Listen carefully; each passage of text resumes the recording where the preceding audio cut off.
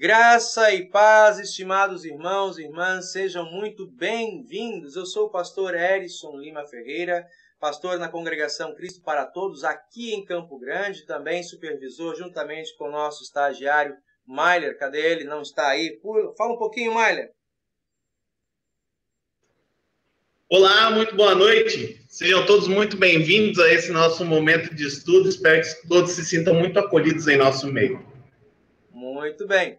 Lembramos sempre esses estudos que temos às terças-feiras, eles são gravados e colocados à disposição para todos nas plataformas Facebook e também do YouTube.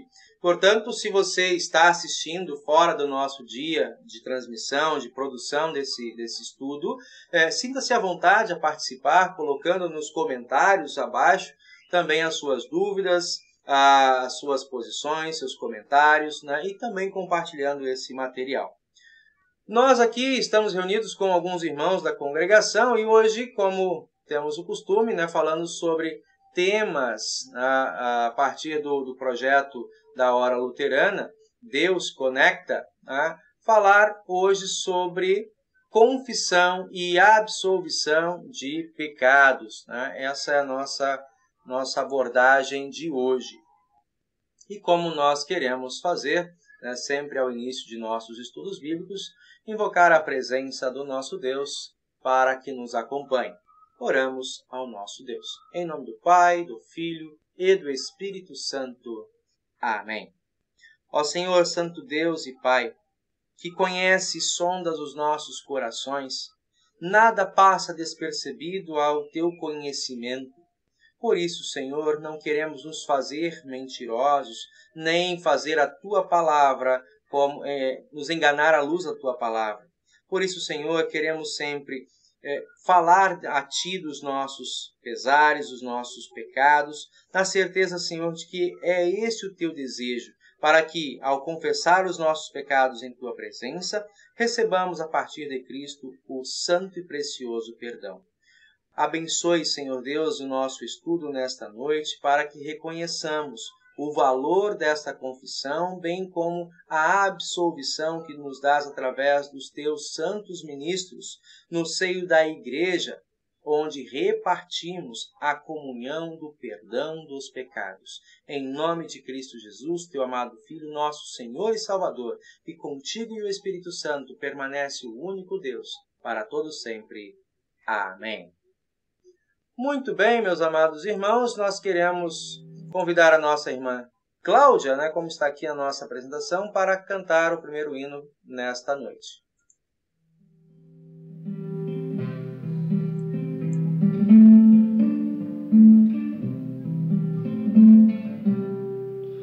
Pai de amor, gosto tanto de ti. Pai de amor, gosto tanto de ti. Te amo, te quero e prostrado te adoro. Pai de amor, gosto tanto de ti. Meu Jesus, amoroso tu és, meu Jesus, amoroso tu és. Minha alma já limpaste, o Espírito enviaste, meu Jesus, amoroso tu és. Santo Espírito Consolador, Santo Espírito Consolador, tu nos santificas e em nós sempre habitas, Santo Espírito Consolador.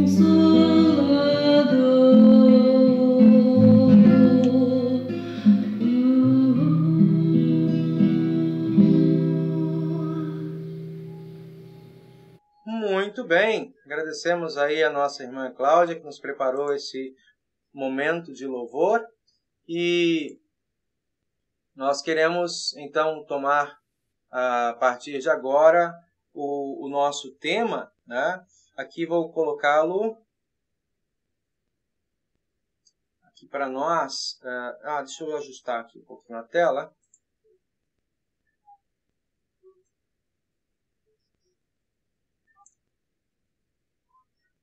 Muito bem.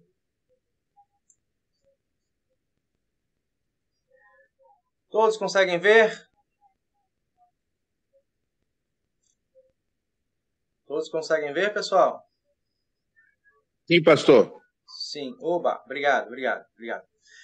Então aqui, como eu falei, esse é o texto que nós vamos usar de script aqui para nós, né? Vamos conversar aqui um pouquinho e, à medida que a gente vai seguindo essa leitura, vamos acrescentando comentários e aqui eu deixo bem aberto, né? Essa reunião, ela é interativa, né? Nós construímos o estudo a partir de dúvidas, né? Comentários de vocês. É isso que tem trazido a riqueza desse nosso momento, tá? Então, começando aqui, nós já oramos. Eu vou, se permitam, não vou fazer a leitura dessa oração. Vamos ficar aqui com esse ponto, o primeiro parágrafo, né? Que é a questão da confissão e absolvição, né? E ele traz como parte introdutória, né? Imagine você estar sentado frente a frente com alguém, está contando a essa pessoa coisas vergonhosas que você fez e falou, né? Abrir a sua vida na frente de outra pessoa. A própria noção de declarar para outra pessoa os nossos pecados em voz alta é um pensamento, no mínimo, assustador. E a Bíblia, por outro lado, não nos exige que o façamos. Mas, se você de alguma vez já teve o coração ou a alma pesados por causa de alguma culpa, vergonha ou dúvidas, né? A palavra de Deus oferece a possibilidade como um consolo reconfortante. Quando você confessa os seus pecados à igreja por meio do pastor ou de alguém outro, garante a você a partir da Bíblia que Jesus pagou o preço por tais pecados e declara o perdão de Deus a você. Primeira pergunta que eu trago é: o que nesse parágrafo te chama a atenção? Cada um de vocês aí pode, por favor, dar a sua opinião. Algumas coisas que em mim desperta, mas não sei o quanto isso incomoda ou acalenta os seus corações. O que nesse parágrafo te chama a atenção?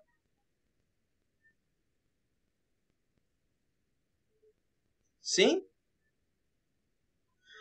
Falar dos seus pecados para outra pessoa é tranquilo? Vamos por partes, vamos fatiando o texto. Talvez seja... Eu acho que eu falei isso no fim de semana, né? No sermão, enquanto pregava, eu conversando com os membros, eu disse que o texto de Tiago, ele fala, né? Confessem os seus pecados uns aos outros, né? Orem uns pelos outros. Mas, ao mesmo tempo, é muito difícil você falar dos seus pecados ou confessar os seus pecados para o outro. Por quê? Porque você tem medo do dedo, o dedo que te aponta, aquele que te condena. Não é aquele que te acolhe, vai tentar entender o seu pecado, vai tentar entender o que está acontecendo com você, vai te ajudar, mas é aquele que te aterroriza mais com o seu pecado. Então, por isso é muito difícil falar dos nossos pecados para o outro, né? Conversar sobre o meu pecado com o outro. Para algumas pessoas, não. Algumas pessoas têm a liberdade. Então, tem uma barreira contra a crítica, contra aquilo que vem. Outras já dizem, eu não vou dizer, se eu disser, quantas pedras vão vir para cima de mim, né? Aham. E aí? Então, eu vou complementar aí, por exemplo, eu sou tranquila com relação a isso. Eu não tenho problema de falar, não. Só que há certas coisas que você não pode falar para qualquer pessoa, né? Existem pessoas específicas, pessoas naquele momento, às vezes, na sua vida, que é para somar, é para acrescentar, né? É para ajudar. Eu não tenho medo do dedo, não. O meu único medo do dedo era o dedo de Deus. É do dedo de Deus. Mas eu acho que, dependendo da situação, há pecados, inclusive, que vão ajudar a fortalecer uma outra pessoa pelo que você fez, né? E isso, eu posso dizer assim, porque isso já aconteceu comigo, né? E eu ajudei muito uma pessoa, né? Orientando, falando, olha, é por aqui, é por ali. Então, a pessoa ouviu, né? A pessoa também da igreja ouviu. E olha, é uma outra pessoa hoje em dia, eu vou te dizer que eu fico muito feliz, né? Pela transformação da pessoa. Então, quando se fala, de repente, em confessar seus pecados uns aos outros, você consegue ter um alívio, como aqui, dependendo para quem você fala, né?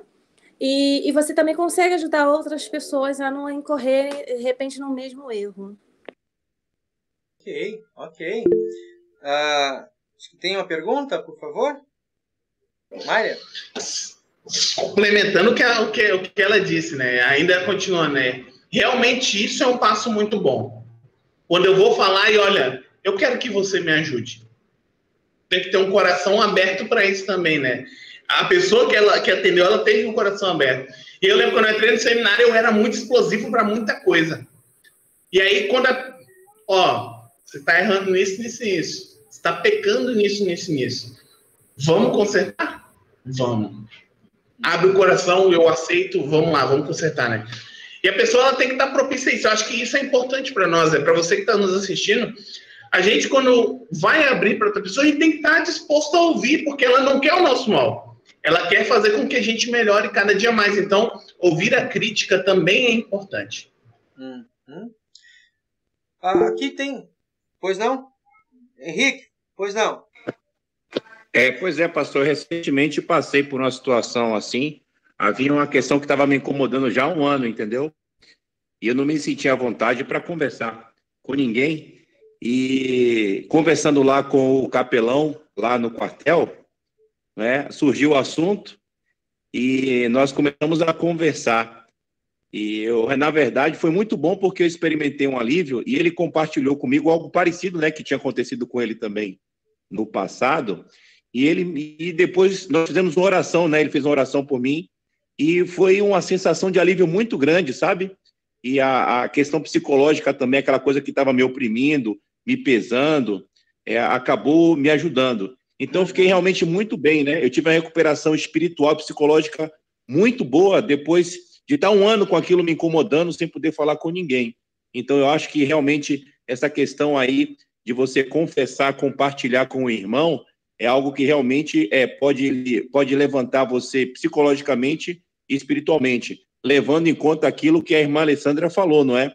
A gente tem que ter bastante cuidado, porque eu já vi em comunidade, às vezes um membro comentar algo com alguém, e aí que comenta com outro, de repente está todo mundo sabendo, em vez de ajudar, acaba apontando, né, o dedo, e aquela pessoa, ao invés de estar recuperada, está constrangida, né, em relação à questão dela. Sim. Aqui, então, deixa eu pegar aqui um apanhado do que vocês trouxeram, né, e tentar avançar com mais uma questão. É importante que a gente, inicialmente, faça uma distinção. Primeiro,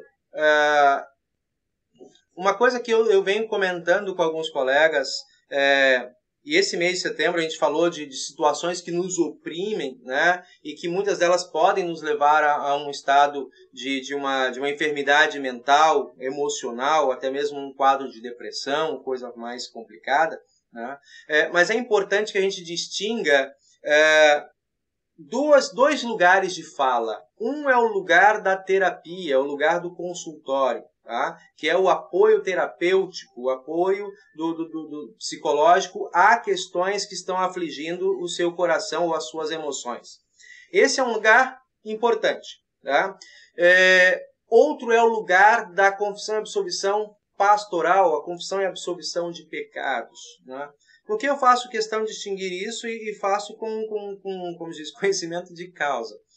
Porque, assim, é verdade que tem se deixado de falar sobre confissão e absolvição, especialmente a confissão auricular, aquela que eu faço ao pé do ouvido no meu pastor, né, individualmente, aquela confissão e absolvição individual.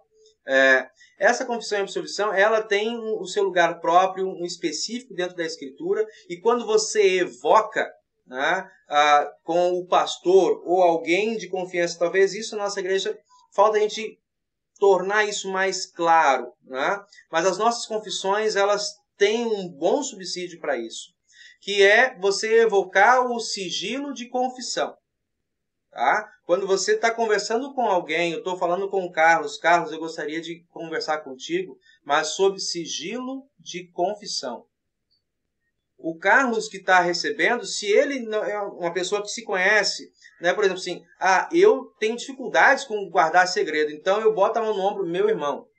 Eu não tenho esse dom de guardar segredo. Ser sincero, né? Mas se alguém te chamou para conversar alguma coisa contigo sob o sigilo de confissão, é um outro nível, né, de relacionamento. Já não é mais de olho para olho, pessoa a pessoa, mas aquele que é chamado a essa função, ele está ali sendo um representante de Cristo para acolher a demanda, tá? Orar junto com esse sentido, não é de cima para baixo, de impor lei, mas é olhar para os pés da cruz, onde há a fonte do perdão. Isso nós já viemos conversando. Então esse é um ponto importante que não limita apenas ao sacerdote, esse lugar da confissão. Tiago fala isso, como o Maília trouxe, né? Confessai os vossos pecados, orai uns pelos outros e confessai os vossos pecados, né? Perdoai os pecados uns aos outros. Então isso lá no capítulo 5. De onde vem essa condição, essa habilidade de perdoar pecados? Não é algo que nós conquistamos, né, ou temos direito, mas é algo que Cristo nos dá, né, por meio por meio desse poder que ele entrega à igreja, né? No conceito, deixa eu fechar aqui. Então isso está presente no seio da igreja, a confissão e a absolvição de pecados, né, a escuta pastoral nesse sentido. E outra é a questão da escuta no consultório. Tá? Pela falta de diálogo, pela falta de esclarecimento, algumas igrejas acabaram guardando ou não utilizando adequadamente isso, né? E muitas pessoas, por uma experiência negativa, como o Carlos Henrique falou, de que ao falar para um líder religioso ou alguém que estava numa função de autoridade na igreja, algo que inquietava o seu coração, né, profundamente, uma questão espiritual, essa pessoa não guardou em sigilo de confissão e saiu abrindo para todos. E aí algo que estava já causando um sofrimento envelado, né, agora se torna público. É mais vexatório. E aí a igreja tem perdido esse lugar. E as pessoas têm optado muito mais em ir para consultórios terapêuticos, porque tem aquela pressuposição. Lá, pelo menos eu estou pagando a minha sessão, ele é um profissional, ele não vai abrir a minha questão, não vai me julgar, né? Então você vai lá e fala. Tem a questão da demanda de cada profissional. O profissional da psicologia, ele vai te ouvir, vai te acolher, vai te orientar, pode até mesmo te orientar, né? Mas é no âmbito da emoção. Comportamento, atitude, emoção. Ele não vai atingir a profundidade que uma fala pastoral, né, que uma fala da confissão e absolvição, ela atinge na sua profundidade, na sua espiritualidade, na sua relação de paz com Deus, né? Então, os psicólogos sabem muito bem disso, né? E atribuem, esse é um lugar de fala, é um lugar de autoridade que está delegado à igreja e seus sacerdotes, tá? Então, a visão da psicologia é essa. O lugar da absolvição é dado aos sacerdotes. Só que muitos estão abrindo mão, de certa maneira, né, dessa sua posição de responsabilidade. Segundo aspecto aqui, para a gente pontuar, só nessa parte inicial,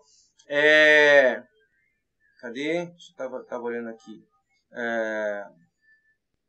Segunda questão para declarar aqui.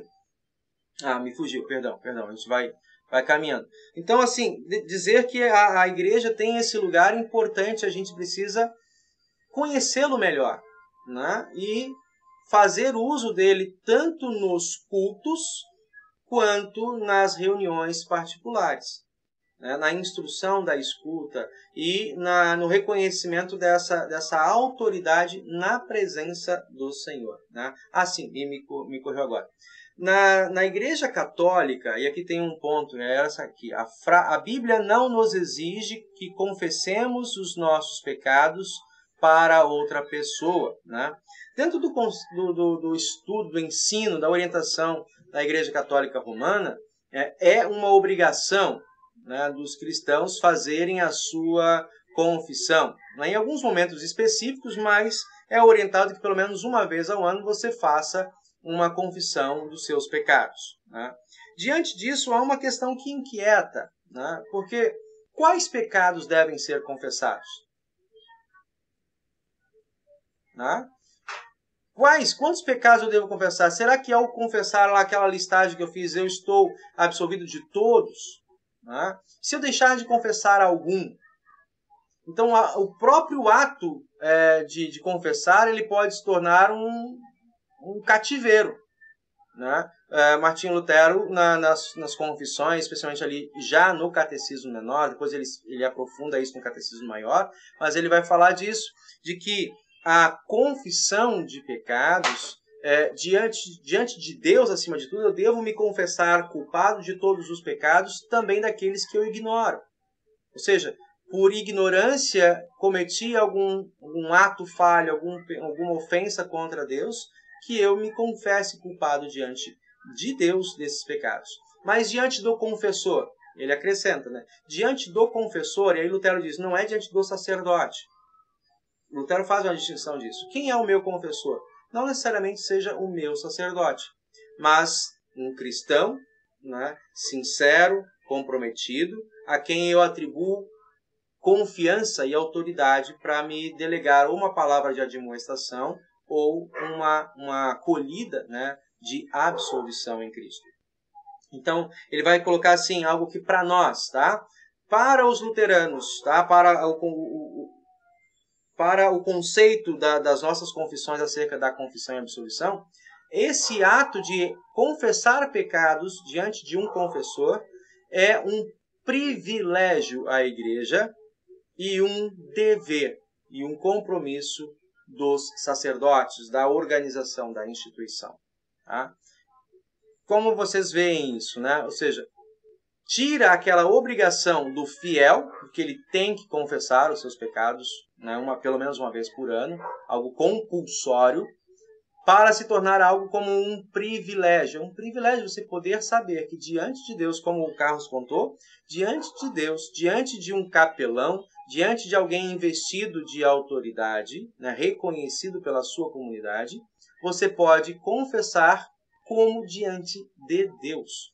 Tá? Quando você evoca essa palavra, eu gostaria de confessar os meus pecados sob sigilo de confissão. Então, aquele que está te acolhendo, ele vai se preparar também. Né? Não é aquela conversa que você faz ali informal, né? Às vezes até de um tom jocoso, mas é algo sério. A partir de aqui, se a gente vinha brincando, estávamos como dois amigos rindo, falando mal do time um do outro, agora aqui eu preciso contar algo que está pesando no meu coração. Né? E te chamo a uma função de representante de Deus à minha frente. Se você se sente habilitado para isso, ou não, aí é um próximo passo. Né? Mas esse é um lugar de privilégio a nós cristãos, que temos uns com os outros, e é uma obrigação da igreja. É isso que eu venho discutindo, né, que muitas vezes, dialogando em alguns redutos de pastores, porque nós precisamos trazer esse lugar de crescimento e de cuidado, né, com as vidas das pessoas para o discurso público, para o conhecimento comum às pessoas. Certo? Muito bem. Avançando aqui, quando você confessa os seus pecados, a igreja, por meio do pastor ou de alguém outro, então, garante a você, a partir da Bíblia, que Jesus pagou o preço por tais pecados e declara o perdão de Deus a você. Então, é esse aspecto que eu gostaria de destacar, né, como já falamos, do lugar especial da confissão e absolvição para libertar a nossa consciência, a nossa alma, de algumas prisões, né? Aqui vem uma questão. O que vem a ser o ofício das chaves? Maria, consegue ler aí para nós e fazer a leitura? Claro, quer dizer, tá ruim aqui a internet. O ofício das chaves é um poder... Sim, dá para ler. Quer dizer, eu acho que dá, né? Até tá cortando o canto direito para mim. Calma aí. Facilitou? Não. Não, então eu posso continuar aqui, aí você vai intervir aí também nos comentários. O ofício das chaves é um poder singular que Deus deu à sua igreja para perdoar os pecados daqueles que confessam os seus pecados e confiam em Jesus como o Salvador deles. O ofício das chaves é composto, então, de duas partes: a confissão, né, quando reconhecemos os nossos pecados. Então, aquilo que me inquieta, como o Carlos trouxe, há algo que nos incomoda não é algo tão simples assim como na confissão pública, em um ato cultico, que se resolva por ali. Às vezes, e aí a gente lembra, né? Às vezes aquilo que foi dito lá no ato cultico é válido? Sim, é válido. Mas ainda assim eu preciso de uma polida fina. Eu preciso ouvir, eu preciso colocar diante. Dentro da Igreja Católica ainda hoje, né, e especialmente ali na Reforma, se conservou muito disso, acabou que nós não adotamos isso mais, mas o caráter da penitência como uma... Nós temos uma tendência pragmática, né? Não bastam apenas palavras. A tendência natural é que não bastam apenas palavras, né? Nos sacramentos nós temos isso, não basta apenas palavras. Deus nos dá meios externos, visíveis, palpáveis, de que aquele perdão está sendo selado em nossa vida, seja através do batismo, né? Seja através da comunhão na Santa Ceia. Então, juntamente com a palavra de absolvição, se mantinha os atos penitenciais. Nós, de certa maneira, não temos mais esses atos penitenciais. Então, para algumas pessoas, é preciso ter essa escuta um pouco mais de perto, para que ele, de fato, possa sentir essa paz, esse conforto dessa absolvição. Então, duas partes no ofício das chaves. Uma, aquele que é o confessante, o pesar pelos seus pecados e a fala, né, colocar para fora aquilo que está pesado, e a absolvição, que é quando recebemos o perdão de Deus. Pela lei somos levados a confessar e pelo evangelho somos perdoados e absolvidos. Tá? Então, o ofício das chaves, que muitas vezes a gente né, vê lá no catecismo, depois não sei se não aprofunda mais essa discussão, né, acerca do que vem a ser, está ali colocado. Isso é claro para vocês? Já tinha escutado falar sobre isso? Alguém já leu acerca de ofícios das chaves?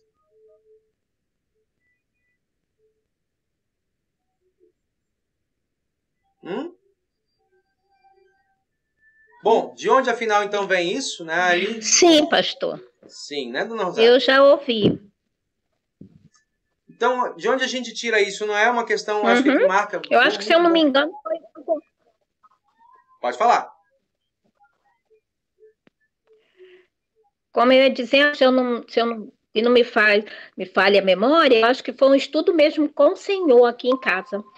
Há bastante tempo. Quando nós tínhamos aqueles estudos aqui em casa. Sim, sim. Então, hoje a gente ampliando um pouquinho mais, né? Então, de onde vem isso? De onde vem esse conceito, essa prática, esse ensino na igreja, né? Vem ali as palavras de Jesus ao apóstolo Pedro, né? Quando ainda não era necessariamente um apóstolo, mas diante da confissão do apóstolo Pedro, quando Jesus pergunta: quem dizem, né, vocês que eu sou? As pessoas no mundo têm uma opinião acerca de mim, não necessariamente é correta. Mas vocês que caminham comigo, que dormem, né, e comem, vivem junto comigo, quem vocês dizem que eu sou?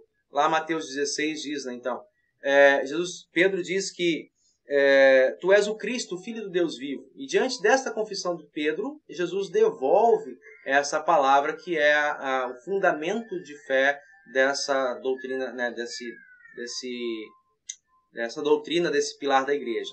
Eu lhe darei as chaves do reino dos céus. O que você ligar na terra terá sido ligado nos céus. E o que você desligar na terra terá sido desligado nos céus. Vocês entendem tranquilamente essas palavras ou alguém gostaria de trazer aqui Como é que você entende essas palavras? O que é ligado, o que é desligado? Como é que é essa chave aqui?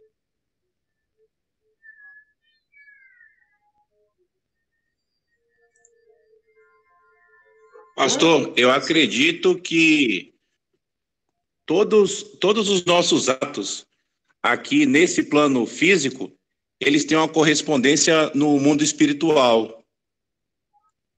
Entendeu? Então, tudo que nós cometemos aqui, de certa forma, tudo que nós fazemos de certo ou errado, ele acaba tendo um reflexo no lado espiritual. Eu acho que tudo que a gente faz aqui, de certa forma, né, conta para essa dimensão celestial. Então, eu acredito que seja nesse sentido, entendeu? Isso. É como se fosse aqui uma chave, um canal de água, né? Um canal de águas mesmo, divisor de águas, né? Vamos usar essa figura. O liga-desliga, né? Está ligado ao pecado, está desligado do seu pecado, né? Está ligado à consequência desse pecado. E aí sim, quando o indivíduo está ligado ao seu pecado, qual é a consequência direta, segundo a palavra do Senhor, né? O salário do pecado é a morte, não apenas a morte física, mas como esse distanciamento eterno do seu Criador.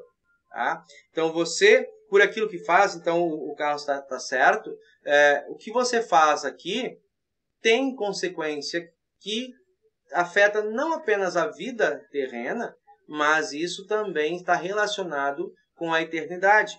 Né? Qual é a grande, a grande notícia que nós temos, que é resgatada de novo na Reforma? É que, até então, havia um ensino corrente, e ainda existe entre muitos, né? A teologia da prosperidade ela carrega isso com uma outra linguagem, mas continua carregando isso. De que você, quando faz boas ações e tem, digamos, uma boa condição socioeconômica, saúde, né? Aqui você junta esse conjunto de boas obras, que isso teria relação com a eternidade. Quem já é bom, é abençoado aqui, isso tem relação com a eternidade.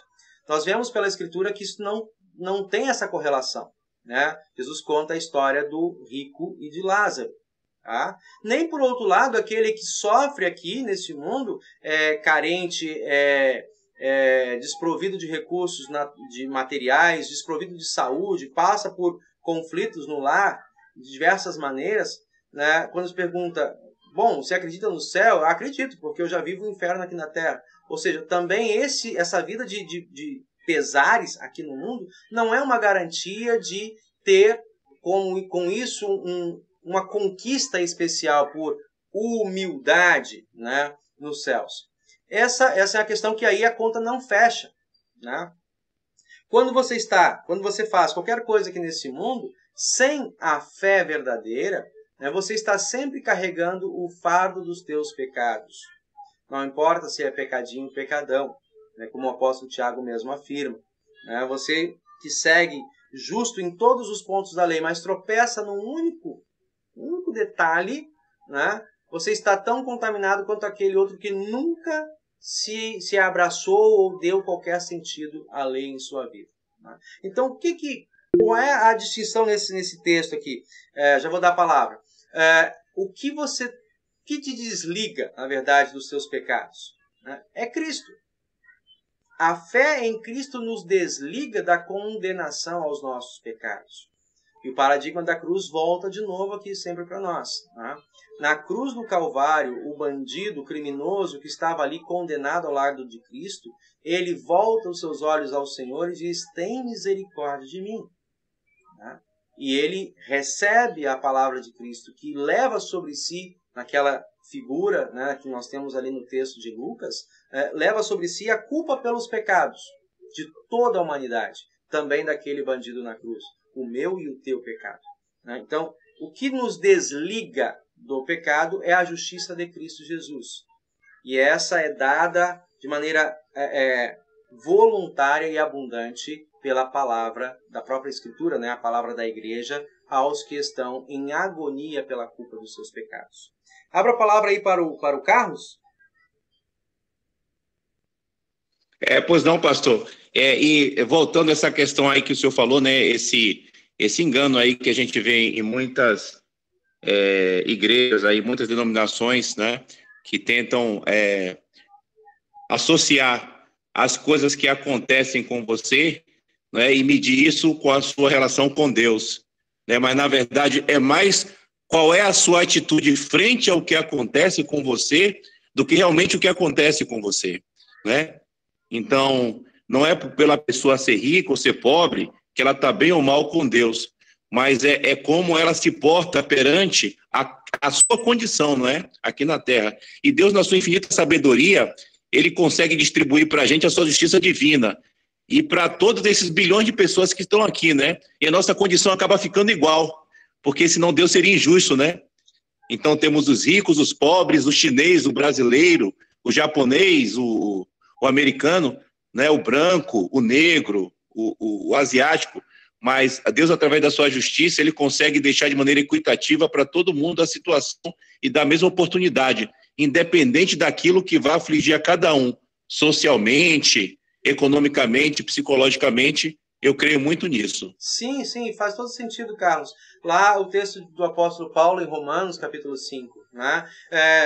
Há uma equidade tanto da lei quanto da graça. Né? Quando o apóstolo Paulo ele vai dizer assim, olha, pelo pecado de um só homem veio a morte, e essa morte, né, se estendeu a todos de maneira igual, né? Porque todos pecaram, indiferente que seja ou que tenha uma semelhança com aquele pecado de Adão. E Paulo vai dizer isso. Isso marca ao longo das gerações, não importando a cultura, ou o seu arcabouço religioso, quando ele prega, né, exatamente para gregos que não conheciam a lei judaica. Ele fala assim, olha, até o entendimento da lei com Moisés, né, parece que não havia conceito de pecado, porque o pecado é quebrar a lei. E o grego não tem aquele código, né, ético, aquele código moral, ele tem os seus próprios códigos morais e éticos. No entanto, Paulo vai dizer, há uma lei que ela é comum a todos, independente, é a lei da morte. O salário do pecado é a morte. Né? Onde há a morte, ali se evidencia a presença do pecado. Então Deus nivelou todos. Né? Toda alma que pecar, essa morrerá. A Bíblia é muito clara e direta nesse ponto. E aí ele traz agora a graça, ele vai chegar no versículo 12 em diante, ele vai dizer assim, assim como por meio de um homem entrou o pecado no mundo, também por meio de um só homem, a saber, Jesus Cristo, a graça foi estendida a todos. Né? Aqueles que nele creem como seu Senhor e Salvador, esses têm da parte de Deus a garantia de vida eterna, de perdão.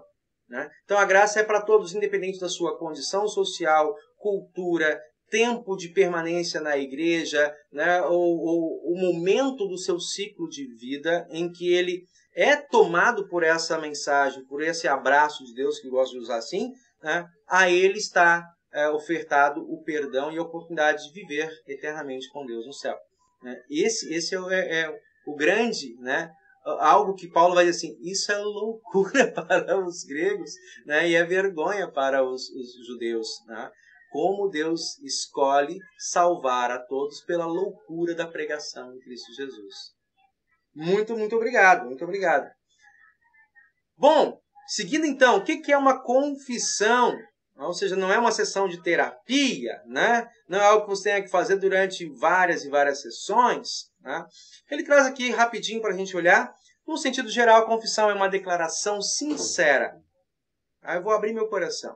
Eu não tinha falado para ninguém, mas eu quero abrir. E aí, para quem está escutando, muitas vezes é importante que você tenha uma certa cautela, uma calma de não devolver logo. Para o que está falando, para o que está fazendo e escuta. Né? Já diz que anatomicamente nós somos preparados para isso. Temos 2 ouvidos e uma boca. né? Mas muitas vezes a nossa ansiedade nos leva a trazer uma palavra de retorno, seja ela de esqueça disso, né? Não leva a sério. Não, a gente tem que parar e escutar bem, né? Com cautela o que vem. Então, essa declaração pode ser publicamente por um indivíduo ou por um grupo de indivíduos, como a gente tem no culto, né? A confissão de um pecado é admitir diante de Deus que você fez algo de errado conforme a sua lei. Conforme essa lei acusa a sua consciência, né? Não fique confiando, não confiemos apenas na consciência, como faziam os fariseus, né? Que a despeito da lei que eles não conseguiam cumprir, criavam seus próprios argumentos, seus próprios códigos, né, legislativo. A confissão de fé, tais como credos, né, o credo apostólico, o credo niceno-atanasiano, é um testemunho feito pelos cristãos sobre o que eles creem e ensinam. Eu vou terminar de ler e vou voltar aqui um pouquinho. Aqui nesse estudo nós estamos falando de uma outra confissão, a confissão no sentido de reconhecer pecados diante de Deus e de confiar na promessa de perdão. A confissão pode ser feita de maneira privada ou pública. O que eu costumo falar com vocês, meus irmãos, durante os nossos cultos, né? A confissão de pecados é, antes de tudo, uma confissão de fé. Como é que vocês entendem essa declaração que eu faço? Ele faz aqui a distinção. Existe a confissão de pecados e a confissão de fé, que é aquela que nós fazemos lá através dos credos ecumênicos da igreja, né? Mas eu ouso afirmar, a confissão de pecados é, antes de tudo, uma confissão de fé. Por quê? Talvez o Mailer.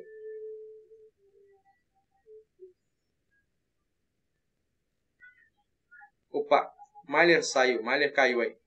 Alguém gostaria de falar? Pastor? Pode, Carlos. Eu acho que a partir do momento que a gente confessa os nossos pecados, a gente assume a nossa natureza, não é? Pecadora, e a gente pede ao mesmo tempo resgate ao nosso Salvador Jesus Cristo. Então, eu acho que essa atitude em si, não é? Já é uma demonstração da nossa fé. Na verdade, acaba sendo um reflexo. Reconheço que sou pecador, sozinho não consigo sair dessa condição de pecado, estou confessando porque estou pedindo ajuda ao verdadeiro Salvador, que é Jesus Cristo. Eu acho que, nesse sentido, eu imagino que a gente está professando a nossa fé verdadeiramente. E aí, pastor, eu vou aproveitar esse espacinho que eu tenho aqui, que eu acabei falando aqui, para colocar uma dúvida minha, pastor. A minha mãe sempre me dizia que não tinha nem pecadinho, não há pecadinho nem pecadão. Existe pecado. Mas eu tenho assim uma intuição em mim que há pecados assim mais graves do que outro. Por exemplo, uma vez eu saí no retiro da igreja e de manhã eu acordei com uma sede muito grande e tinha um refrigerante ali, era de uma irmã. Eu roubei aquele refrigerante e tomei no meu impulso, escondido. Então... Mas a partir do momento, então, pastor, e às vezes eu estou aqui, eu falo mal do senhor, ou cometo tiro a vida, né, de uma pessoa. Eu acho assim que essas duas coisas, elas são, assim, na minha percepção, ela é diferente, né? E eu lembro que um amigo meu católico falou que na igreja católica eles diferenciam, né? Pecados mortais e os veniais. Pecados não mortais, né? Os veniais. Aí eu queria saber como a nossa igreja, é a primeira vez, já que a gente está falando sobre isso, eu queria saber se, e também outra questão que eu acho também, né? O pecado, ele não é mais qual é o pecado, e não é também assim, quantas vezes eu pequei, né? Na verdade, é o que está me fazendo pecar, porque a gente esquece, né? Mas o que é que está me fazendo pecar toda hora? Né? É mais quantas vezes eu pequei e que pecado é, mas qual é a raiz desse pecado? Então, eu fiz esses três comentários aí para não atrapalhar toda hora. Não, é isso aí, é isso que eu quero. Vamos lá. Distinção entre pecados e pecados, né? A nossa teologia também faz a distinção, né? Exatamente essa semana que passou, então está bem fresquinho na minha memória. O sumário da doutrina cristã, que eu estou acompanhando com alguns alunos que querem ingressar ao seminário no próximo ano, ele faz exatamente essa distinção quando se fala sobre lei e o pecado, né? Lei e evangelho e o pecado. Ele faz a distinção entre pecado original, aquele que nós herdamos de Adão, os pecados veniais, que são aqueles que cometemos, né, no dia a dia, de maneira intencional ou ignorada, tá? E os pecados mortais. E aí ele faz uma distinção muito interessante, né? O que são pecados mortais? Tá? São pecados que tentam contra a sua vida eterna, ou contra a sua salvação, ou contra a sua fé. Então, nós cometemos pecados, eu digo assim, tudo aquilo que você faz que fere os mandamentos do Senhor é pecado, claramente. Quando nós vamos ver isso, hoje pela manhã o um colega nosso estava trazendo essa discussão da importância do decálogo, né, na construção ética do cristão, em que ele, quando se fala, quando Jesus resume, né, amarás o teu próximo como a ti mesmo, né? Ao tomar o refrigerante do meu irmão, eu estou fazendo um ato de amor? Não necessariamente, né? Não adianta tentar distorcer, não, porque se ele tomasse, ele poderia, né, acabar tendo um aumento na sua glicemia. Não, às vezes a nossa consciência tenta nos pegar essa peça. Pecados veniais são esses que cometemos no dia a dia e eles têm consequências. Lógico, você pode medir as consequências do pecado, né, na vida comum. Alguém que foi lá e tomou um refrigerante, e alguém outro que foi lá e confiscou um direito de aposentadoria de alguém, né, que confiscou ali um documento de casa, de herança de alguém, né? Lógico, tem toda uma dimensão também de consequência na vida prática, na vida civil desses indivíduos. Então, há sim distinção. Mas, segundo as nossas confissões, nesses exemplos todos que eu citei aqui, seriam classificados como pecados veniais, tá? Que não estão colocando em xeque, né, a tua questão de fé. Um pecado mortal, a blasfêmia contra o Espírito Santo. Tá? Você fazer, como cristão, ou como alguém que já conhece a palavra, você fazer uma piada para induzir alguém ao erro, para induzir alguém a uma heresia, ou você mesmo afirmar diante de outras pessoas, ou para si, obstinadamente, que Deus não é real, de que essa salvação não é verdadeira. Né? Então, isso é um pecado mortal. Você está negando a própria mensagem do Evangelho, do perdão. Tá? Então, se faz essa distinção em nossas confissões, sim. Você falou mais uma outra coisa, eu esqueci agora. Sim. Eu falei, pastor, sobre a questão de a gente mais atacar a raiz, né? Eu não sei também se a Igreja Católica ela tinha aquela questão dos 7 pecados capitais, né? Acho que é uma forma pedagógica de tentar traçar a raiz de tudo que a gente faz de ruim, não é? E que, como o senhor falou, né? Que atenta, eu gostei disso que o senhor falou, tudo aquilo que atenta contra a nossa salvação eterna, aquilo justamente é um pecado capital. Aí eu falei que justamente isso, né? Não importa que pecado ou quantas vezes a gente cometa, né? Mas o que é que está nos levando a cometer, na verdade. E, pastor, aí aproveitando, a confissão, ele vai incluir todos esses pecados ou a gente deve focar nesses pecados capitais, a raiz desses pecados mortais, na verdade? Certo. A confissão, ela abrange, quando eu me confesso culpado de todos os pecados, eu estou sendo absolvido de todos os pecados diante do Senhor. Tá? Esse é um ponto bastante distintivo. Assim. Quando acontece a reforma e dentro do contexto do ensino católico medieval, né, se propunha que você confessasse todos os pecados, que você nomeasse todos os pecados. Tá? O próprio Lutero, como um obstinado católico que era, dentro da formação agostiniana dele, tinha essa, foi orientado nesse ideário, né, que você tem que enumerar os seus pecados. E a questão é essa, do tormento mental e espiritual que se abate sobre o indivíduo, porque você tem coisas que acontecem que você não se deu conta. Por que não se deu conta? Talvez por uma consciência anestesiada. Né? Então, a falta dessa confissão detalhada trazia grande grande insegurança. E, de novo, depositava no indivíduo aquela sua capacidade de se absolver ou se penitenciar, na verdade, né? Se penitenciar diante dos pecados. O que Lutero traz a partir disso? A grande mensagem do Evangelho é essa, porque ao bandido da cruz, quando ele olha para Cristo, ele não enumerou. Lucas não registra para nós que houve uma enumeração dos pecados. O criminoso na cruz, ele olha para Cristo e fala, né?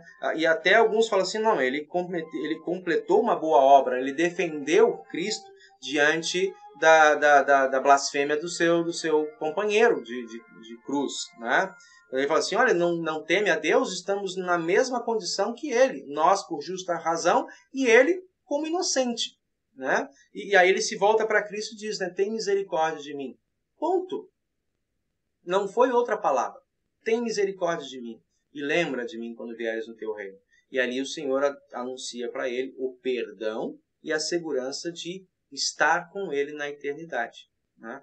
Todos os pecados, uma vida inteira de injustiças, uma vida inteira de incredulidade, né? De rejeição, de negligenciar o chamado para uma mudança. E aí vem outro ponto que você colocou, a questão da raiz do pecado. O que é aquilo que... a tentação, né? Acho que viria nesse sentido, né? Paulo traz a raiz do pecado, que fala assim, está na natureza humana. Está dentro de vocês. Né? Isso que vai dizer assim, os frutos da carne são esses, e aí ele enumera. Não elimina todos os pecados, ou de onde vêm os pecados. Cristo Jesus, nos evangelhos, também acrescenta isso. O que é que contamina o ser humano? É o que entra pela sua boca? Não, mas pelo contrário, é o que sai. Então é do pensamento e da nossa natureza humana que demanda toda a natureza e sorte de pecados e inclinações para pecar. Né? Então, dar cabo dessa raiz, num primeiro aspecto, né, Carlos, é dar fim do próprio ser humano. Né? Por outro lado, é essa de você reconhecer aquilo onde você está mais propício. Eu digo sempre assim, o que dá ao diabo o grande poder, a grande, digamos, a grande artimanha que ele tem de derrubar muitas pessoas é o seu tempo de existência. Né? Ele sabe quais são os gatilhos, vou dar aqui uma expressão mais da psicologia, quais são os gatilhos que nos desarmam, que nos desmontam para uma inclinação. Para alguns, né, é um microfone na mão. Para outros, talvez um dinheiro, né, uma moeda, um dinheiro. Para outros, talvez uma mulher ou a bebida. Né, e assim, cada um tem a sua inclinação, né, para onde cai. Conhecer a si mesmo, como o texto nos aponta, né, conhecer a si mesmo é reconhecer aquilo que me puxa. Foi o texto do fim de semana, né, Mayra? Se a tua mão te faz pecar, arranque. De novo, encontre a raiz. Deixa de lado. Deixa de lado porque é melhor você viver uma vida com certas limitações aqui neste mundo do que no lugar disso, não, quero gozar de tudo, eu quero aproveitar de tudo, quero desfrutar do que esse mundo me dá. Você, em troca, né, no lugar disso, você abrir mão da eternidade com Deus. Acho que me fiz compreender? Sim, pastor, muito claro, obrigado. Uhum. Meus irmãos, mais alguma questão aqui ou a gente pode avançar? Muito bem. Para aprofundar, eu vou sempre orientar para vocês, né, que possam ler. Aqui tem textos, tem aqui com o professor pastor Ismar Pins, ele fala alguma coisa sobre a questão da confissão e ofício das chaves num vídeo da Fundamentos da CPT, né? Por que nós precisamos nos arrepender dos pecados, gente? Primeiro esse ponto aqui, então. Deus nos chama para confessar, né? E no fim das contas é ao próprio Deus a quem nós temos ofendido com nossos pecados. E aí Jesus diz, assim tudo que vocês disserem na escuridão será ouvido à luz do dia. Tudo que vocês disserem em segredo dentro de um quarto fechado será anunciado abertamente. Por isso o salário do pecado é a morte, mas o presente gratuito de Deus é a vida eterna, que temos em união com Cristo Jesus, o nosso Senhor. Né? Então, por que precisamos nos arrepender dos nossos pecados? Porque arrepender de pecado é deixá-lo de lado. De novo, né? É reconhecer que aquele aparente benefício, na verdade, se torna algo enganoso, algo que vai te trazer dor e pode te afastar. Pode trazer culpa, pode te trazer um afastamento de pessoas a quem você ama, né? Pode fazer com que você sinta vergonha de você mesmo. E aí entra, né, o primeiro aspecto da confissão, né, do arrependimento, que é essa contrição e sentir vergonha, pesar por aquilo que fez. De novo, voltar ao Senhor, falar na presença dele e buscar a força. Eu acho que aqui entra um ponto importante também, né? Ao nos arrependermos e confessar os pecados, reconhecemos na sequência disso a nossa incapacidade natural de abstermos. É uma questão diferente do que pensa alguns. Quando você olha apenas os pecados como a gula, como a preguiça. Não, então se eu tenho a preguiça, eu vou evitar a preguiça sendo uma pessoa ativista, né? A gula, então eu vou fazer dieta. Não se limita a esse estereótipo, né? Como se o pecado se atesse a uma questão comportamental meramente. Nós não teríamos pastores, né? Teríamos behavioristas, né? A questão do pecado é porque ele é muito mais profundo, ele atinge a questão das nossas atitudes, nossas predisposições. Ele está na nossa mente, no nosso coração, como nós ouvimos na leitura do final de semana, né? Então, deixar o pecado sozinho é impossível para o homem, tá? Mas para Deus isso se torna possível em Cristo Jesus. Tranquilo? Tranquilo.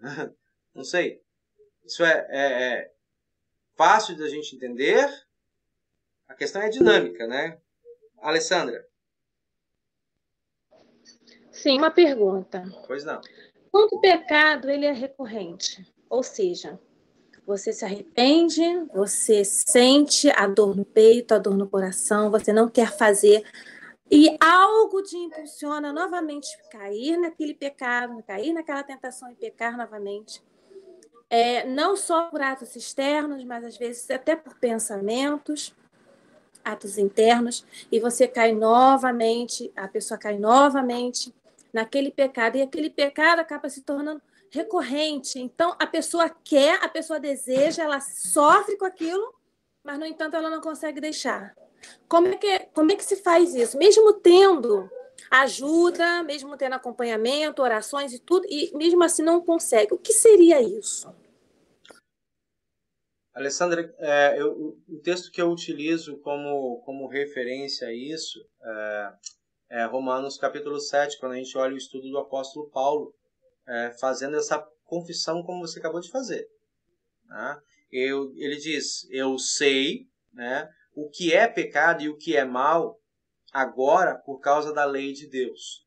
Tá? E ela cumpre o seu propósito de me acusar e me confrontar com aquilo que antes eu fazia, e a minha consciência estava muito tranquila, não me pesava em nada. Lembremos que Paulo, né, quem segurou a capa para que Estevão fosse apedrejado, né? E eu estava tranquilo, eu achava que estava fazendo a vontade de Deus, era essa mesmo, e eu estava tranquilo. Porém, a lei, né, quando eu me debrucei sobre a palavra de Deus, ela começou a me incomodar, ela começou a me inquietar ao ponto de me deixar profundamente perturbado. Ou seja, o meu pecado realmente me domina, me captura, tá? E tenta e me afasta do meu Salvador. E aí ele fala, e isso é perturbador, porque não basta apenas eu saber aquilo que me faz pecar e dizer de minha boca, né, isso eu não quero. Ele coloca lá no texto, em Romanos 7, ele fala, eu sei o que é, e sei que a lei de Deus é boa, né? E no meu íntimo, na minha consciência, na minha nova vida, eu escolho fazer aquilo que é a lei, eu escolho rejeitar o pecado. Mas eu percebo nos meus atos, ou seja, na minha vida cotidiana, que eu novamente incorro naqueles velhos vícios do pecado. Então, quando você tem alguém que é um adicto, talvez aqui com essa linguagem a gente possa se aproximar. Alguém que é um adicto, ele afirma isso e ele declara que agora ele não vai dar conta disso sozinho, ele precisa de uma equipe. Ele precisa de uma equipe com quem ele possa confessar. Aí nós chegamos em Tiago. Confessem os seus pecados uns aos outros. Se há alguma coisa que está de maneira recorrente, né, te levando para aquele caminho, confesse isso a alguém e reparta isso com alguém. Busque, de novo, recursos dentro da igreja, recursos dentro do conjunto de estrutura que Deus te dá, ou seja, pela Escritura, ter ela sempre à minha frente, me apoiar de pessoas de confiança e que amam essa palavra e que vão demonstrar esse amor e esse cuidado por mim, me afastando de lugares que me fazem pecar, né? Me afastando de situações em que aquilo está muito mais evidente e efervescente. Então, é esse caminho que Paulo vai dizer lá em Romanos 7. Mas, de tudo, de novo, não é porque agora eu sei que a graça de Deus é maior, tanto maior seja o meu pecado, que eu vou me lambuzar de pecado, como Paulo vai dizer. Não, de modo nenhum, né? Foi para uma nova vida que Cristo te resgatou. E, de novo, ele vai dizer, essa consciência que agora eu tenho pela graça em Cristo, né, ela se torna para mim o meu algoz, porque ela me acusa constantemente quando eu recorro e caio. Não me deixa tranquilo, não é como a gente tá, né, como aqui a gente está construindo, de achar que, vou pecar, vai ter sempre perdão, vou pecar, vai ter sempre perdão, então você continua pecando. Não, isso na prática, quando alguém está levando a palavra de Deus a sério, né, o Espírito Santo ele não permite isso acontecer. Então o indivíduo vai tendo aquele peso de consciência. Para onde a gente vai levar esse indivíduo? Paulo vai dizer, pela lei? Não, porque a lei só vai me levar ao desespero. Ao Evangelho. Há perdão em Cristo. E a busca por esse socorro, essa ajuda em Cristo. Agora, nessa ajuda, eu posso recorrer a um acompanhamento terapêutico? Posso.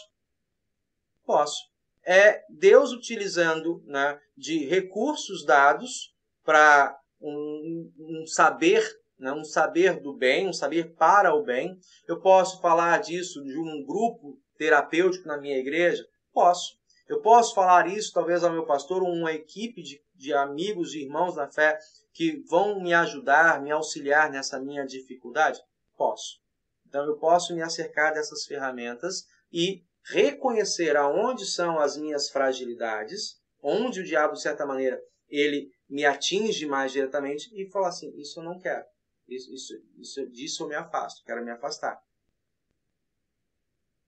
Respondi? Sim. Muito bem. O que irá acontecer se nós não nos arrependermos?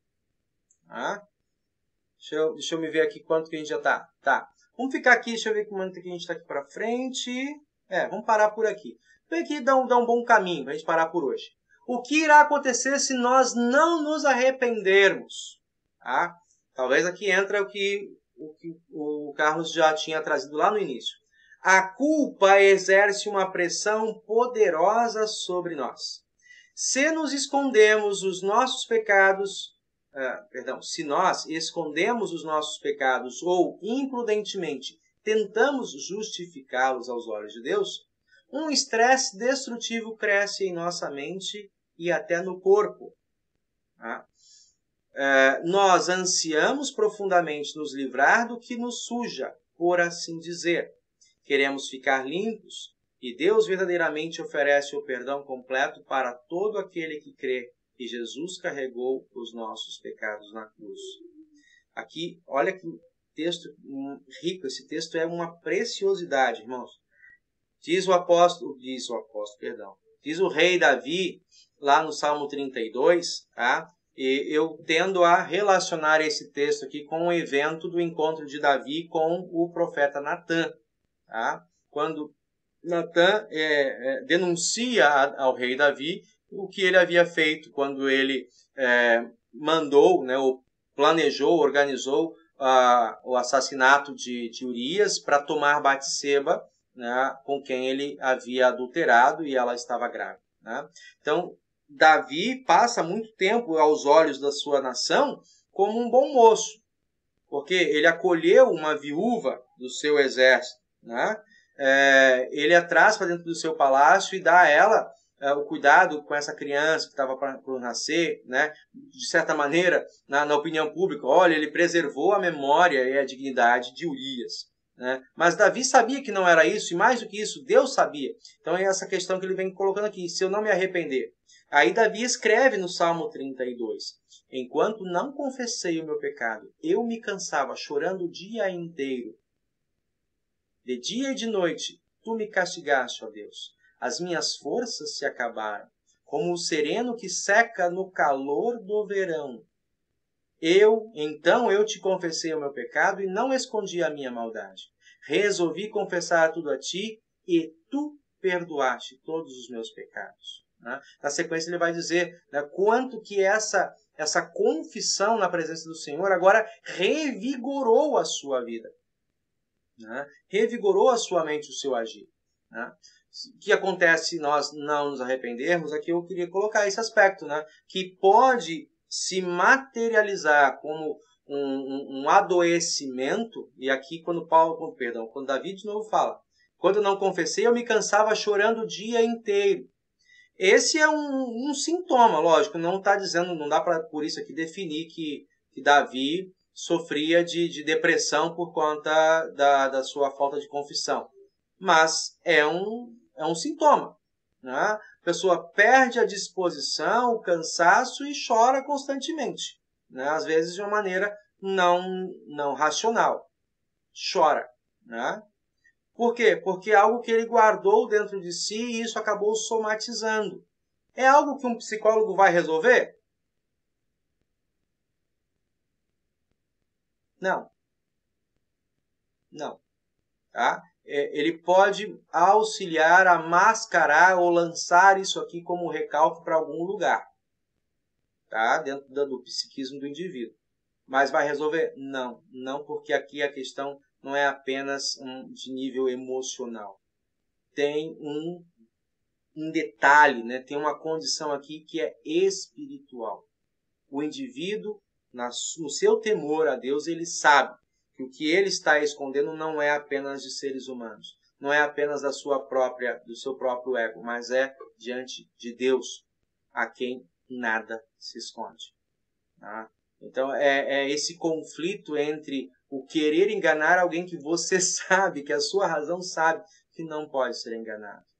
Né? Então você está de frente continuamente do juízo do Criador. E aonde há a paz para esse indivíduo? De novo, só em Cristo. Só em Cristo. Por isso, e até né, o psicólogo não vai fazer isso. Ele não tem esse lugar de fala, ele não tem essa autoridade, né, o Conselho Federal, não é lugar, não é a tarefa, o labor do terapeuta, do psicólogo. Esse é o lugar da igreja. Esse é o lugar da palavra de Deus. É só ela quem consegue trazer, de fato, alívio ao coração angustiado, pesado pelo pecado. Alguém gostaria de comentar alguma coisa aqui antes que a gente passe para a questão da sugestão deles aqui? Dona Cirlei hoje está bastante atenta. Tô só prestando atenção Está mesmo. só assuntando. Eu estava trabalhando desde o começo. Tá bom, tá bom. Não, mas a gente não indo na igreja. Às vezes tem uns que a gente não pode ir. É desculpa, mas não vai. E se ficar no quarto quietinho, porque está na escritura, que não cai um fio de cabelo da gente, sem que Deus saiba. Então ele sabe do nosso pecado. E se a gente pedir perdão, quietinho, sem pensamento, de algo que a gente fez, porque a gente faz automaticamente pecado toda hora, não seja, né, que o Senhor disse pecadão, pecadinho, mas a gente faz. Uhum. E se pedir perdão a Deus por sozinho no quarto, vai ser atendido igual. É uma afirmação Será? ou uma pergunta? Uma pergunta. Certo. Sim. Tá? Sim.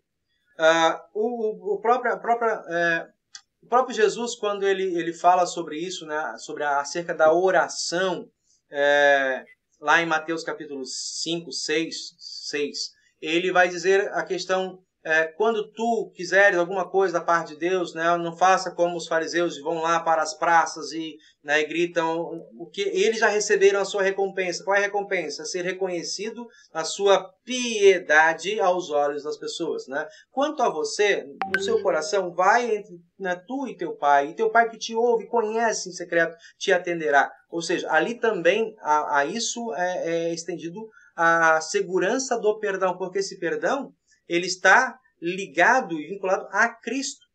Senhor, aqui, no silêncio do meu quarto, né, na agonia da minha alma, né, no desespero que tu conheces, né, perdoa o meu pecado. Então, é válido. Lutero, na confissão, no catecismo, ele vai explicar isso. Diante de Deus, eu devo me confessar culpado de todos os pecados diariamente. Também daqueles que eu ignoro. Né? Devo me confessar. Nas confissões, se vocês olharem, meus irmãos, na tábua dos deveres, e ali tem a parte das orações, a oração da manhã e a oração da noite, sempre tem umas 2, 3 linhas lá que vão falar acerca da confissão. Perdão pelos meus pecados, pelas promessas não cumpridas. Né? Agora, repousa a minha alma sob as tuas mãos, né, para que eu possa ter o sono reparador. E se vier por acaso a deixar esse mundo, né, sabendo que a minha vida está nas tuas mãos, tenho a certeza de despertar amanhã na glória. Né? Então, tem esse ponto, né, acerca da confissão de pecados. Porém, aí é outro ponto, dona Cirlei. Porém, para o indivíduo, para, né, cada um de nós, talvez aquele momento silencioso não é suficiente. Por isso nós vivemos em comunidade, não somos células. Tá? A igreja, como diz o apóstolo Paulo, né, não é uma célula, um conjunto de células espalhadas, né, mundo afora. Não, é um corpo. Ele se comunica, ele se relaciona. Tá? E é nessa ação relacional em que o outro se torna Cristo para mim no momento da confissão. E aí sim, ao confessor, tá? Seja ele o pastor, é aí que a gente já conversou, eu vou confessar aqueles pecados que me incomodam, tá? Que não foi suficiente, eu preciso ouvir de alguém. Eu preciso ter consciência, abrir isso para que na minha fala com o outro, esse acalento à minha alma seja verdadeiro e duradouro. Tá? Então essa é a importância de você falar, confessar os seus pecados. E outra coisa, quando a senhora traz assim, e é o meu receio, né? É que muitos ao ouvir isso falam assim, então tá bom, já estou na pandemia mesmo, vou ficar em casa, vou aguardar, né, até que dê a oportunidade, né, até que o último paciente de Covid, né, seja restabelecido, não haja mais nada, só aí que eu vou para a igreja. Né? Então, assim, nesse caminho nós somos exercitados e tentados contra a nossa fé constantemente. Tenta ficar, por exemplo, 1 semana sem passar na cozinha. Tá? Da sala para o quarto, do quarto para a sala, da sala para o quintal. Não vai na cozinha. Não faz comida. Né? Como vai ficar a tua vida? Então, deixar de fazer uso dos meios que Deus nos dá para nutrir a fé é um grande risco que nós colocamos na nossa própria vida. Se é uma questão digamos, de exceção, né? Um caráter de urgência, ok, vá lá, mas peça ao Senhor, o Senhor abra as portas para que eu não fique faminto, né, do teu perdão, da comunhão, da convivência com aqueles que, assim como eu, confessam a fé em ti. Né? Me dê condições para que eu volte à tua casa, que eu esteja em comunhão, ainda que seja através da internet, mas que isso seja um paliativo, não a regra. Certo? E liste, sim, então, liste alguns pecados que as pessoas, na verdade, gostam de cometer. E o que seria o certo a fazer se você soubesse que deveria se sentir triste por causa de um pecado que está cometendo, mas que, na verdade, você está gostando de cometer? Boa, hein? Dentro da que a Alessandra trouxe para nós agora há pouco, né, Alessandra? Liste alguns pecados que as pessoas gostam de cometer. Eu gosto de comer muito. Gosto de comer muito. E ai de alguém que fale para mim que isso é glutonaria. Não sei. Comer faz bem, né? Traz alívio. Outro.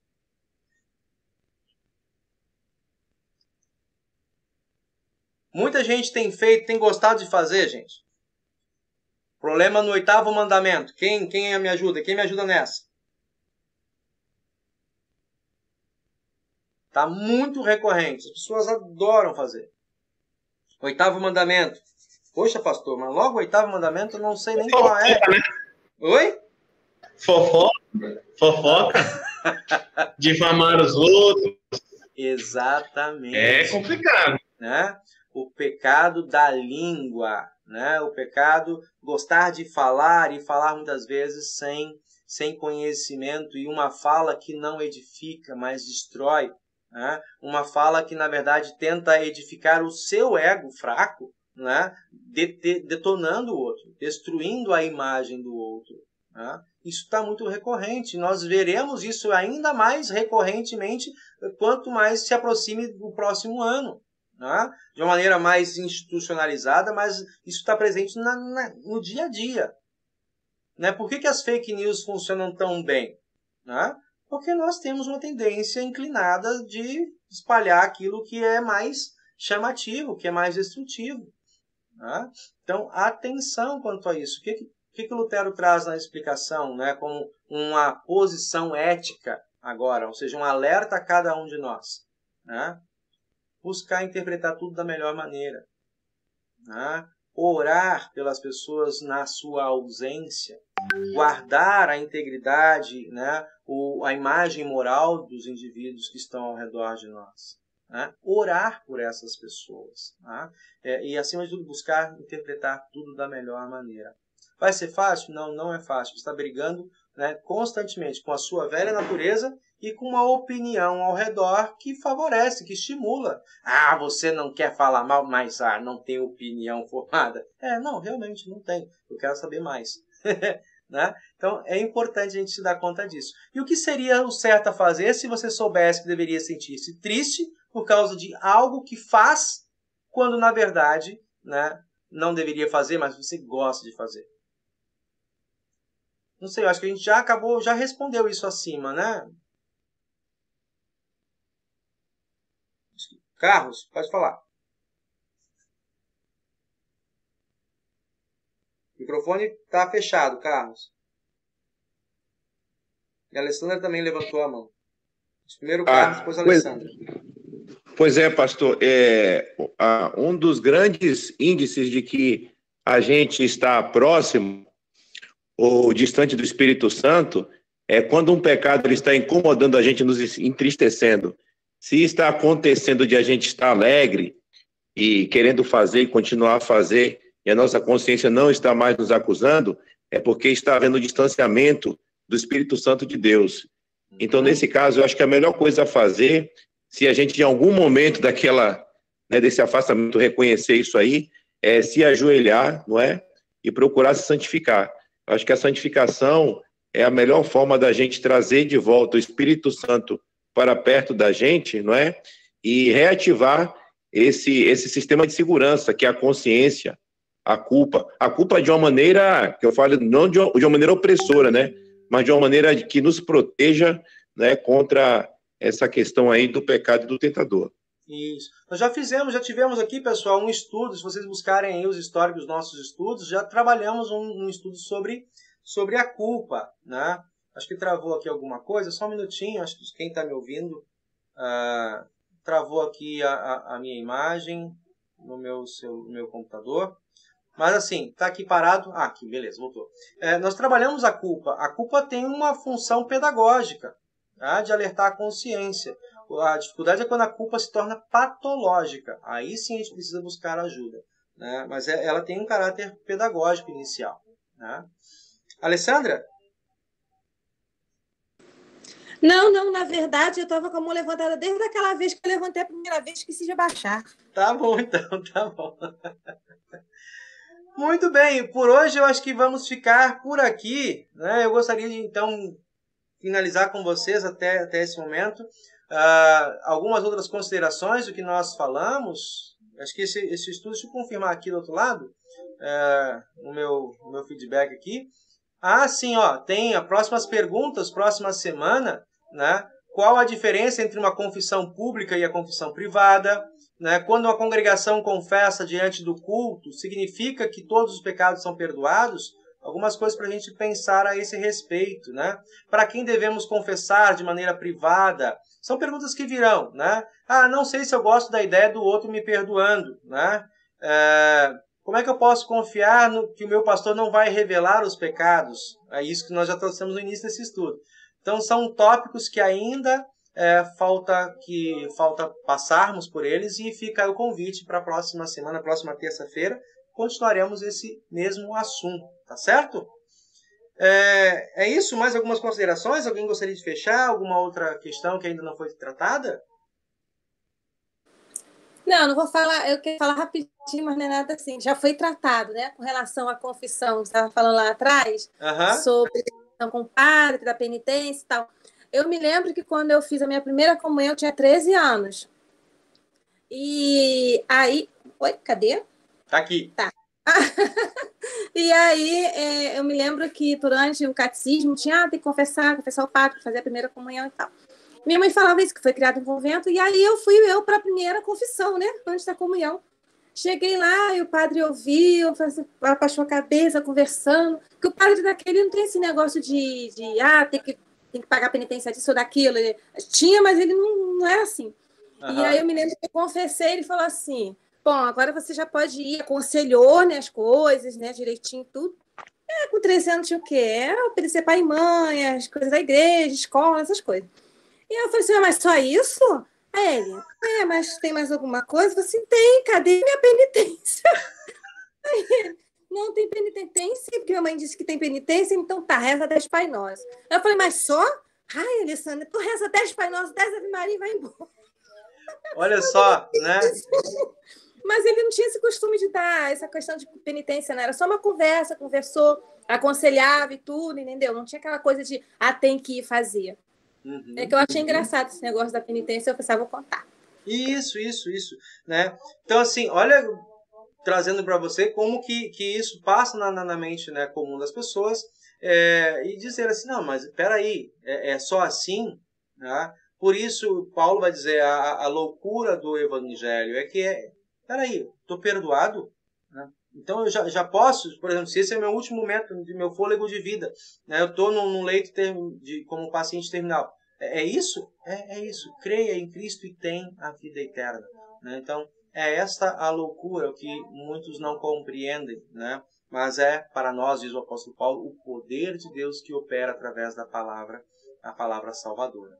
Amém? Nós vamos cantar um hino. Deixa eu colocar aqui para nós. Cantarmos aqui um hino. Opa, fiquei errado.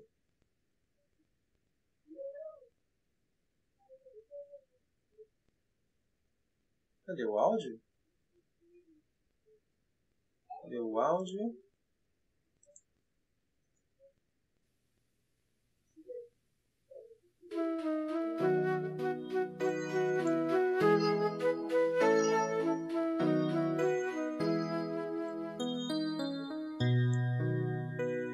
Perdão dos meus pecados, a paz de coração, a vida em alegria devo a ti, meu bom Deus.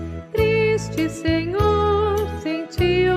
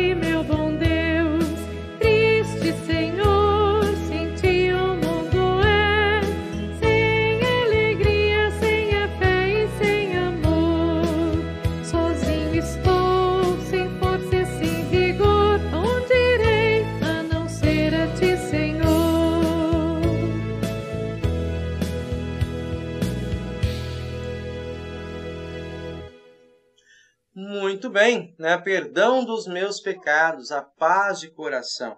Essa é a alegria que eu sempre repito, meus irmãos. Não abramos mão, não relativizemos o perdão que nós recebemos no culto ou de uma maneira particular do nosso pastor ou aquele que fala a nós em nome de Cristo, né? Não abramos nem relativizemos, porque essa palavra de acolhida, essa palavra de absolvição, nenhum outro lugar, né, pode nos dar. Tá? Ela é exclusiva, é um poder peculiar que Cristo entrega à sua igreja. É um poder celeste dado a pessoas limitadas, imperfeitas. Por isso, é passível de crítica? É sim, a questão das pessoas, sim, né? Mas não que nós ponhamos em dúvida aquilo que Deus nos dá através dessas palavras, né, da absolvição dos nossos pecados. Queremos orar ao nosso Deus. Aí gostaria de perguntar a vocês, tem pedidos, agradecimentos para a gente listar aqui nessa noite? Pastor, eu quero agradecer a Deus com relação a... Eu recebi uma missão lá no quartel muito desafiadora, sabe? Sim. E ela foi bastante desgastante, eu achei que eu não ia conseguir. Mas graças a Deus, assim, estava muito acima do que eu imaginava que poderia fazer. Mas Deus esteve presente comigo e tudo acabou em êxito e deu certo. Estou muito agradecido a Deus e exultante por isso. Amém. Coloquei aqui então, pela execução, a boa execução da missão dada, né, no quartel.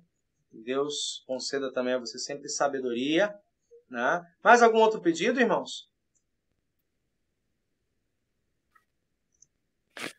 Oi, pastor, só agradecer a Deus semana abençoada e o serviço da gente, se Deus quiser, até começo da semana que vem a gente apronta essa obra e já temos outra para tocar adiante, né?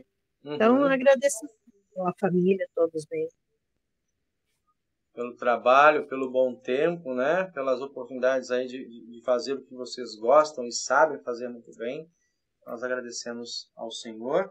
Pedimos para aqueles que também, né, têm a oportunidade de trabalho, de colocar em prática a sua vocação. Mas alguém aí, algum pedido, um agradecimento? Eu quero pedir por mim. Eu vou fazer a prova da OAB dia 17 e eu tô com muito medo, não sei porque eu comecei a ficar com medo e isso está me afligindo um pouco. Me permita colocar também, Alessandra, dentro dessa mesma linha, né, a questão da serenidade no nosso coração diante de provas, diante de desafios que temos, né? Você a prova da OAB. Essa semana também meu filho, Luiz Guilherme, tem aí uma prova, um concurso que ele pretende se preparar, aí, acabou o ensino médio, né, quer seguir em frente. E também, né, tem sofrido muito com essa ansiedade. A prova da ESA, aí talvez o Carlos conheça bem, né? A prova da ESA tem sido um elemento estressante aí para ele ao longo dos meses de estudo. Agora, chegando na reta final, tá batendo, né, o coração. Talvez que ele pega um simulado e ele não consegue gabaritar o simulado. Ele, ai meu Deus, não tô preparado, né? E será como é que vai ser? Então, essa serenidade, né, essa paz para a execução dessas provas também. Imagino que a Alessandra passe também essas mesmas angústias. Eu desejo tanto de passar, eu desejo tanto, sabe, aquela coisa, eu só tenho essa oportunidade, só tenho essa chance, ele ainda vai ter outras, eu também posso ter outras, mas eu tô correndo atrás do tempo perdido. E isso tá uma ansiedade muito grande, tá um desespero inteiro.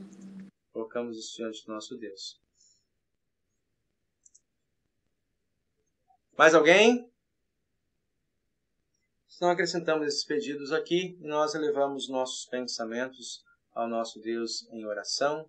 Neste momento queremos falar com Ele. Amado Deus e eterno Pai, graças te damos por teu cuidado e misericórdia sobre cada um de nós, pobres e limitados, pecadores. Nós te agradecemos, Senhor Deus, porque não é por nossa capacidade excepcional que tu nos acolhes. Antes, pelo contrário, estamos todos nivelados debaixo da lei e acusados pela culpa aos nossos pecados. E é neste lugar de condenação que tu vens ao nosso encontro e com tua mão poderosa nos acolhe para dentro do teu reino de graça e nos dá pelo lavar regenerador do batismo algo tão simples e tão poderoso, onde operas em nós uma nova vida e consciência. Suplicamos, dá-nos, Senhor Deus, o reconhecimento deste lugar de dignidade que temos em Cristo Jesus, a fim de colocarmos a nossa vida agora não mais como inimigos, mas como filhos regenerados, transformados, dedicar o nosso louvor, a nossa atenção, também a repartir esse perdão com aqueles que nos cercam.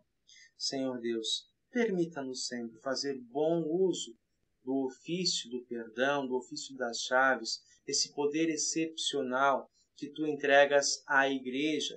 E nós, parte do teu povo, temos, Senhor Deus, essa responsabilidade e privilégio de administrar adequadamente, no cuidado e no zelo com a tua palavra, com irmãos que estão em aflição, que estão em angústia, bem como também, Senhor, apontar o risco àqueles que vivem de maneira negligente, que vivem de maneira, Senhor Deus, a considerar o teu reino e a tua palavra de uma maneira relativizada, pormenorizada. Senhor Deus, livra-nos desses desvios ao longo da história, do qual também a igreja hoje é passível de errar. Senhor Deus, guarda-nos, te pedimos, para oportunidades como essas de nos aprimorarmos e nos aproximarmos de temas tão especiais e profundos da tua palavra.